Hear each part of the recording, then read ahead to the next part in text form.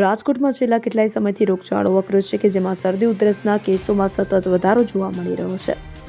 ગત સપ્તાહમાં પણ શરદી ઉધરસના કુલ 1032 અને સામાન્ય તાવના 866 દર્દીઓ નોંધાયા હતા, જ્યારે જોખમી ટાઇફોઇડ તાવના 3 અને ડેન્ગ્યુના પણ 3 દર્દીઓ સામે આવ્યા।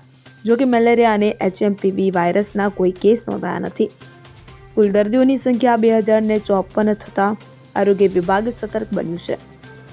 આ રોગચાળો કાબૂમાં રાખવા ફોગિંગ સહિતની વિવિધ કામગીરી હાથ ધરવાની સાથે જ લોકોને પણ સાવધાની રાખવા અપીલ કરવામાં આવી રહી છે। મળી આવતી માહિતી મુજબ છેલ્લા સપ્તાહમાં મહાનગરપાલિકા સંચાલિત આરોગ્ય કેન્દ્રોમાં દર્દીઓ મોટી સંખ્યામાં ઉમટી પડ્યા, લાંબી કતારો જોવા મળી હતી। મહાનગરપાલિકાના ચોપડે વિવિધ રોગોના 2054 કેસ નોંધાયા હતા કે જેમાં શરદી ઉધરસના 1032 કેસ, ઝાડા ઉલટીના 151, સામાન્ય તાવના 866 કેસ નોંધાયા છે। આ ઉપરાંત અતિ જોખમી ગણાતા ટાઇફોઇડ તાવના 3 કેસ નોંધાયા છે, જ્યારે મચ્છરજન્ય રોગચાળામાં ડેન્ગ્યુના 2 કેસ સામે આવ્યા છે। જો કે આ આંકડાઓ સરકારી આરોગ્ય કેન્દ્રોના છે।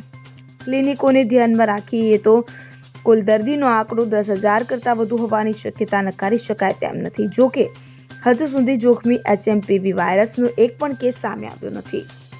Bureau report CN24 news. હવે જુઓ દેશ દુનિયાની તમામ ખબરો તમારી આંગળીના ટેરવે। ઉઠાવો મોબાઈલ અને Google Play Store પરથી ડાઉનલોડ કરો અમારી CN24 ન્યૂઝ મોબાઈલ એપ।